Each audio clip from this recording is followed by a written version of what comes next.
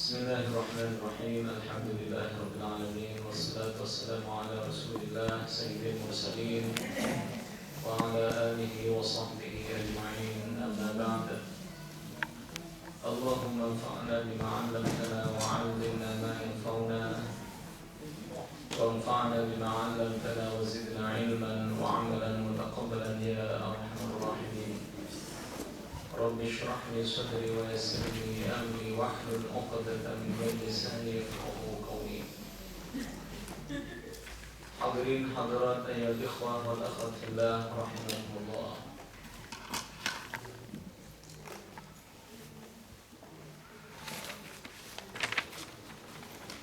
Diriwayatkan dari Mu'adz bin Jabal radhiyallahu anhu qala, dia berkata, qala Rasulullah sallallahu alaihi wasallam, Rasulullah sallallahu alaihi wasallam telah bersabda, qala Allah Ta'ala, Allah berfirman dalam hadis qudsi,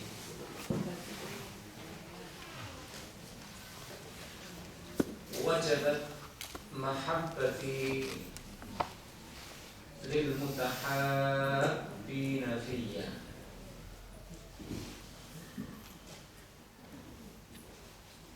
Allah berfirman, wajib cintaku kata Allah untuk orang-orang yang saling mencinta karena aku.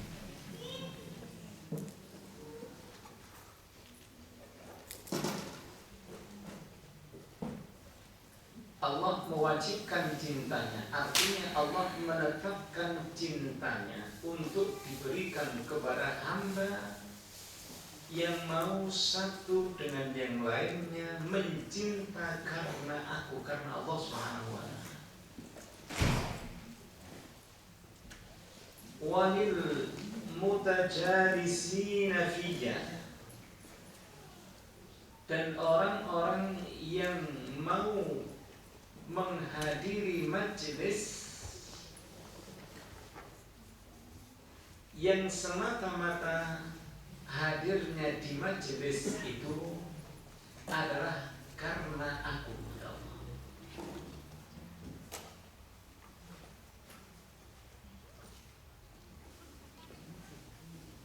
Mutajalisin, orang-orang yang duduk. Mudah-mudahan kita semuanya termasuk orang yang berhak mendapatkan cinta Allah Subhanahu wa ta'ala,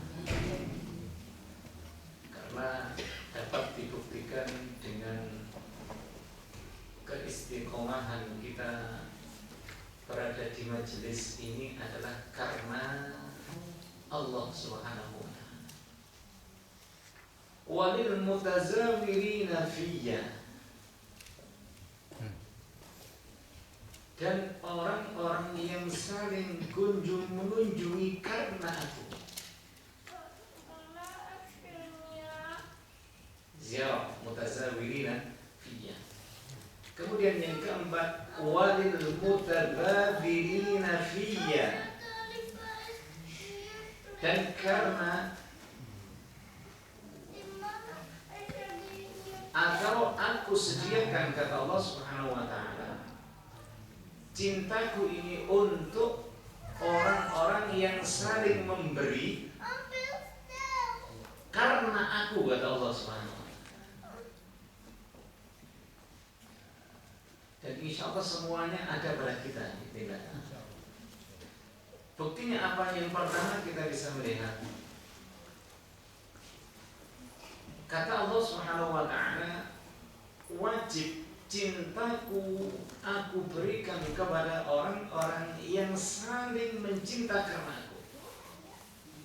Kita ini termasuk orang-orang yang saling mencinta karena Allah Subhanahu wa ta'ala. Terbukti apa? Kita mau duduk bareng karena Allah Subhanahu wa ta'ala di masjid ini.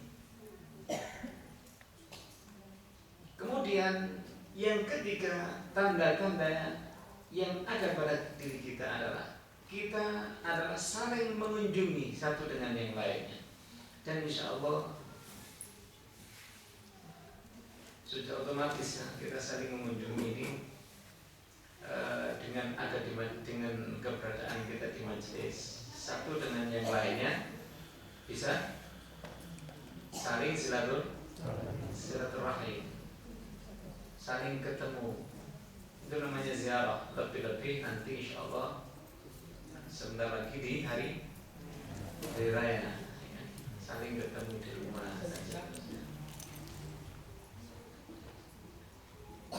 Tapi dengan catatan ya, jangan merasa dendam, mangkel ketika tidak dikunjungi rumahnya. Saya sudah berkunjung ke rumahnya, dia nggak berkunjung ke rumahku.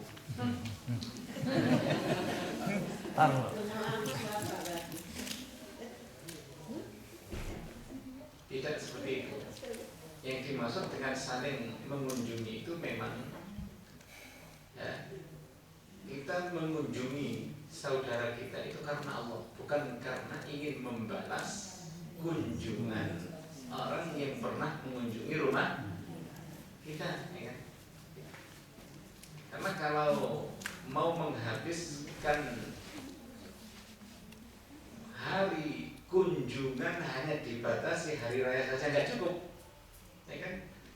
Kalau dipaksakan kita harus saling mengunjungi dalam masa 2 hari umpamanya, sedangkan jumlah kita sebegini banyaknya tidak akan tentu cukup. Oleh karena itu masih banyak waktu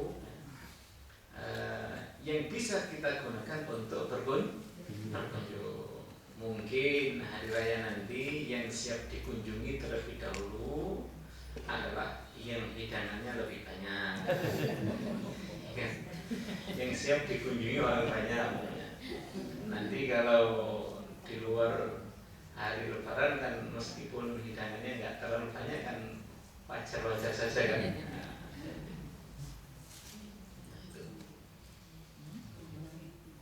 Sebab Rasulullah SAW pernah mengingatkan kita dalam sebuah hadis yang menegaskan bahwa laisal wasilu bil mukafi, kata Rasulullah, tidaklah dikatakan seseorang yang melaksanakan perintah Allah Subhanahu wa ta'ala untuk menyambung tali silaturahim itu disebabkan karena menyambung tali silaturahim itu didasari untuk membalas jasa baik yang pernah ia terima dari saudaranya. Bukan itu kata Rasul. Innamal wasilu, akan tetapi yang dikatakan sebagai orang yang menyambung tali silaturahim adalah alladzi idza qata'at rahimuhu wasalah, yaitu yang apabila dia telah diputus hubungan oleh saudaranya, dia mau menyambungnya. Nah, itulah yang sebenarnya arti dari wasil. Wasil itu orang yang menyambung tali silaturahim. Sehingga tali silaturahim yang dihubungkan antara dirinya dengan orang lain itu adalah semata-mata karena Allah Subhanahu wa ta'ala, bukan karena balas budi. Nah, tentunya orang yang mendapatkan kebaikan dari orang lain sudah otomatis harus memang dia membalas kebaikan kepada orang lain. Tapi keharusan ini janganlah semata-mata karena malu, sungkan, kepada orang yang pernah berbuat baik kepada kita, tapi malulah hendaknya kepada Allah Subhanahu wa taala. Itu yang diinginkan oleh Allah Subhanahu wa taala. Ini yang disebut dengan al-mutazabirina fiyya, orang yang saling mengunjungi karena aku, bukan karena siapa. Dan ini insya Allah alhamdulillah sudah kita dapati ada pada diri kita semuanya insya Allah. Kemudian yang terakhir ini adalah wal mutabadzirina fiyya, orang yang saling memberi. Alhamdulillah masyarakat kita, jamaah kita ini sangat guyup sekali dengan hampir setiap hari menginfakkan hartanya untuk menyediakan berbuka puasa. Itu luar biasa. Ini sebagai tanda bahkan gantian. Ini mutabadzirina fiyya. Nah, dengan 4 hal inilah yang menyebabkan cinta Allah Subhanahu wa taala diwajibkan untuk kita terima. Sehingga apa yang bisa kita ketahui apabila kita mendapatkan jaminan cinta Allah Subhanahu wa taala kepada kita? Kalau Allah sudah mencintai kita, apa jaminannya? Kita lihat dalam sebuah hadits pula yang diriwayatkan oleh Abu Hurairah radhiyallahu anhu. Rasulullah sallallahu alaihi wasallam telah bersabda, "Sab'atun yudhilluhumullahu fi dhillihi yawma la dhilla illa dhilluh." Ada 7 golongan, 7 orang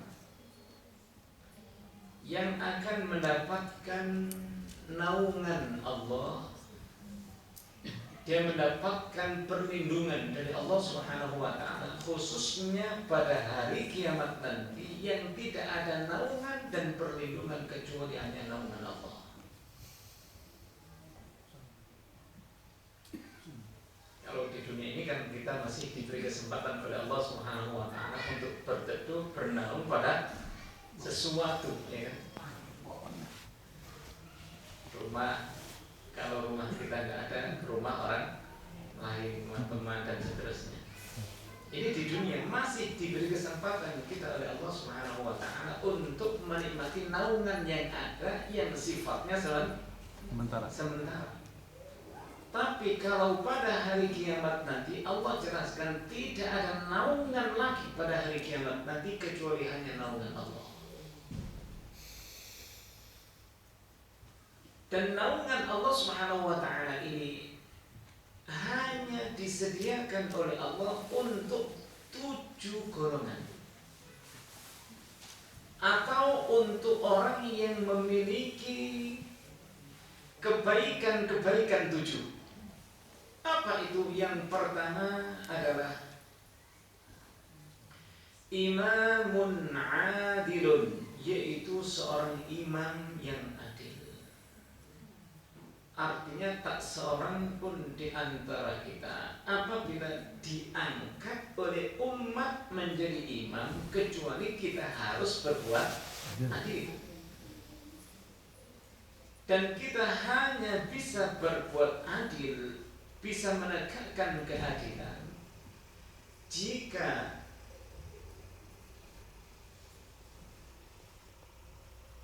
kedudukan kita sebagai imam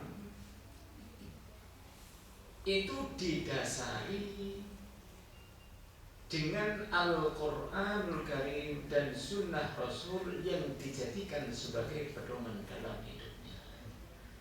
Artinya seseorang itu tidak dikatakan dan tidak akan bisa menjadi imam yang adil jika hidupnya, jika kepemimpinannya tidak didasari atau mengikuti panduan Al-Quranul Karim. Oleh karena itu yang dinamakan imamun adil adalah imam yang menegakkan Al-Quran dan Sunnah Rasulullah Sallallahu Alaihi Wasallam.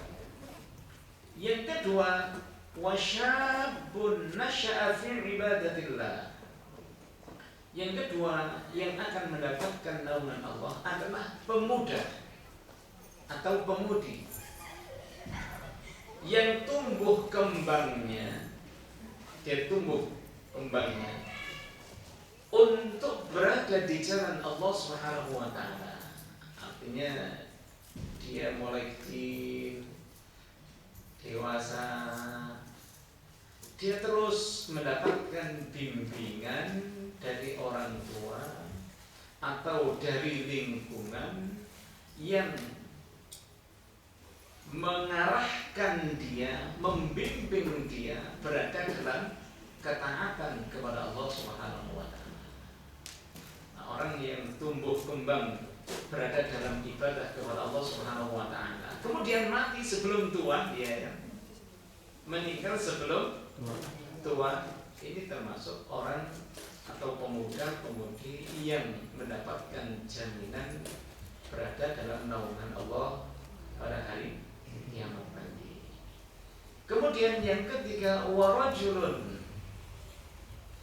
dan seseorang qalbuhu mu'allaqun bil masajid, dan seseorang yang hatinya ada ketergantungan terhadap masjid-masjid Allah Subhanahu wa taala. Jadi hatinya itu tergantung pada masjid. Untuk apa? Ketergantungan hati dalam masjid ini selalu kita rasakan. Untuk apa? Untuk beribadah, untuk sholat jamaah. Untuk apa lagi? Silaturahim. Untuk apa lagi? Membaca Al-Quran dan seterusnya. Dan ini insya Allah terbukti pada kita semuanya. Amin. Buktinya kan, kita nggak enak kan rasanya kalau nggak ke masjid kan? Nah, ini namanya qalbu mu'allaqun bil masajid. Nah, kalau kita sudah bisa merasakan nggak enak, kalau kita tidak bisa datang ke masjid, ini tandanya luar biasa, sudah ada ikatan batin kita dengan masjid. Makanya kalau belum ada ikatan, maka kita harus segera buat cantolan di dalam hati kita supaya bisa nyantol kepada cantolan seperti ini. Mu'allaq itu seperti ini. Jadi hatinya mu'allaqun bil masjid. Ini masjid, hati kita dicantolkan ke masjid ini. Ini namanya mu'allaq, gantung ke masjid. Untuk apa yang tadi? Untuk ngaji bersama, ya kan? Untuk sholat berjamaah. Sudah punya nggak cantolan kita? Cantolan yang bisa nyantolkan hati masjid sudah belum? Alhamdulillah sudah. Kalau sudah, jangan dipatahkan cantolannya ini. Tapi harus diperkuat. Kalau agak retak, ya segera diganti dengan yang lebih kuat. Mungkin nggak gampang retak apa ya, stainless atau besi yang. Kemudian yang keempat, warajulani tahabba fillah, adalah dua orang yang saling mencinta karena Allah. Ijtama'a alaih, mereka bertemu, berkumpul karena Allah. Wa tafarraqa alaih, dan mereka berpisah pun karena Allah Subhanahu wa taala. Jadi semata-mata kumpulnya itu karena Allah, berpisahnya karena Allah Subhanahu wa taala. Nah, ini pun juga mudah-mudahan ada pada diri kita. Saya alhamdulillah diundang oleh jamaah jaringan semuanya, antum semua. Ini karena kita saling mencinta karena Allah. Dan tanggal 1 pun juga kita harus berpisah karena Allah Subhanahu wa taala. Ini Ini namanya berkumpul karena Allah, berpisah pun karena Allah, bukan karena apa-apa. Kemudian yang ke berapa sekarang? 5. Warajulun da'athu imra'atun dzata husnin wa jamalin faqal inni akhafullah. Dan seseorang yang apabila dirayu, kalau laki-laki dirayu oleh perempuan yang sangat cantik dan apa? Saleh. Seksi, ya. Tik. Fakot, kemudian seorang laki-laki itu berkata, inni akhafullah, sesungguhnya aku takut kepada Allah Subhanahu wa taala. Begitu pula sebaliknya. Yang dimaksud rajulun di sini adalah yaitu seorang wanita yang dirayu oleh seorang laki-laki yang ganteng, gagah, Gawanteng.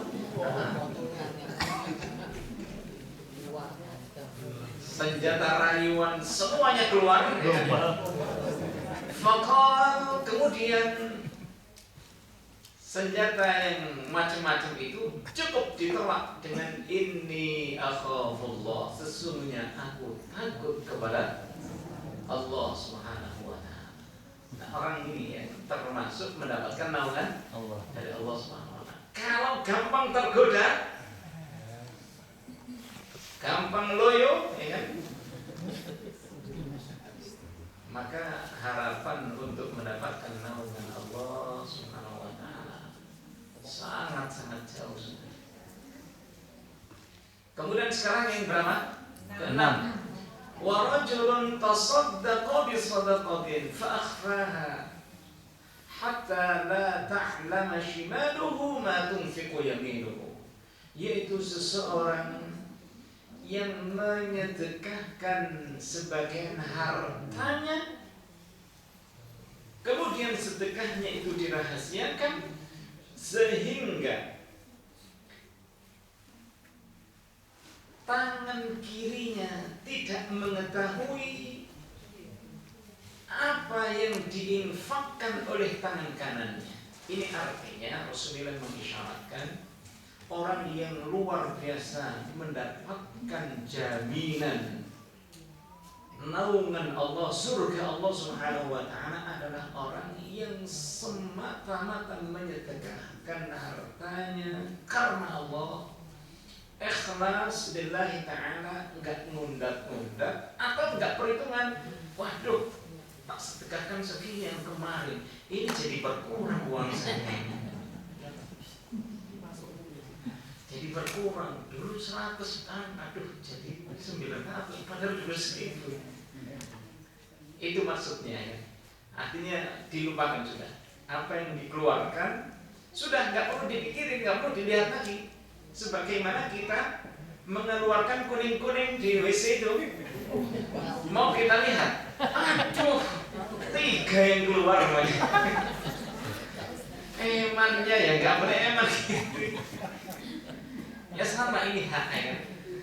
Ya kan harus keluarnya sudah nggak usah ditengok-tengok lagi, dihitung-hitung lagi. Lepas saja. Ikhlas. Allah Subhanahu wa taala yang akan menggantikannya. Ada apanya yang apa yang keluar dari itu? Barangkali ada emas dari korek-korek. Kemudian yang ke-7 yang mendapatkan jaminan naungan Allah Subhanahu wa taala adalah wa rajulun dzakarallah khalian, yaitu seseorang yang berzikir mengingat Allah Subhanahu wa taala di tempat yang sunyi sendiri. Fafadat ainah, kemudian kedua matanya berlinang air mata karena takut Allah Subhanahu wa taala. Kalau kita menangis di khalayak umum seperti ini mungkin wajar, ya. Tapi untuk menangis ketika kita berada sendiri, sepi, tidak ada siapa-siapa, ini sangat sulit dilakukan oleh seseorang kecuali dia adalah ketika menyebut nama Allah Subhanahu wa ta'ala itu benar-benar sampai ke dalam hatinya. Sebab zikir itu hanya akan bermanfaat dirasakan oleh seseorang jika menyentuh hati. Kalau belum menyentuh hati, maka itulah yang dikatakan oleh Rasulullah SAW, akan datang satu kaum, kata Rasulullah SAW, yaitu mereka yang apabila berzikir membaca Al-Quranul Karim, di mana bacaannya tidak sampai pada tenggorokan. Artinya tidak sampai pada tenggorokan, hanya mulut di mulut saja. Zikirnya itu hanya mulut di mulut, bacaannya hanya mulut di mulut. Jangankan sampai ke hati, ke tenggorokan saja nggak sampai. Lah mereka itu kata Rasulullah SAW adalah orang-orang yang menghalalkan apa yang diharamkan oleh Allah dan mengharamkan apa yang diharamkan oleh Allah Subhanahu wa ta'ala. Mereka menganggap bahwa diri mereka lebih benar dan lebih baik daripada orang lain. Ini bahayanya kalau kita ketika berzikir kita kepada Allah Subhanahu wa ta'ala tidak sampai ke dalam hati. Apabila zikir kita menyentuh hati, maka akibatnya adalah mata akan menenangkan air mata, meneteskan air mata, sehingga disitulah sebab-sebab lembutnya hati kita. Hati ini akan lembut apabila ada kalamullah Allah Subhanahu wa ta'ala yang bisa menyentuh di dalam hati kita. Yang tanda-tandanya apabila hati kita bisa lembut karena tersentuh nama Allah, tanda-tandanya mata kita bisa berlinang air. Kalau belum bisa berlinang, belum bisa meneteskan air mata, hati kita masih keras.